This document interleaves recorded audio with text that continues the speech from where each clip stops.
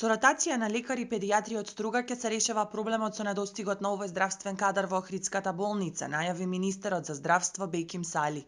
Дополнително 2 лекари од Охрид веќе се испратени на специјализација. Некако не се размислуваше дека кадарот со педијатри ќе го снема практично и во еден дел некако другите специјализации како се дава, некако се заборави педијатрија, на што јас секогаш инсистирав и практично некако човек ќе инсистирам.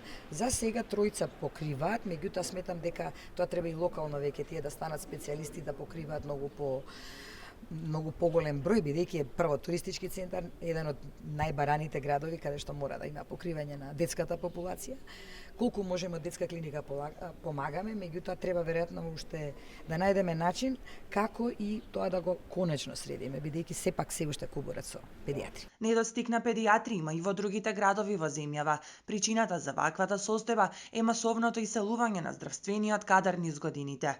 Е побарано од директорите да имаат договор меѓу две институции за неделно да се ротираат лекарите од Струга да би дошле во Охрид. Дадени се 2 места за специјализација за педијатрија во Охрид, меѓутоа ќе мораме да почекаме дори они да специјализираат, што заузема време. Неголемиот туристички центар во земјава остана без болничко лекување за најмладите пациенти лани во ноември.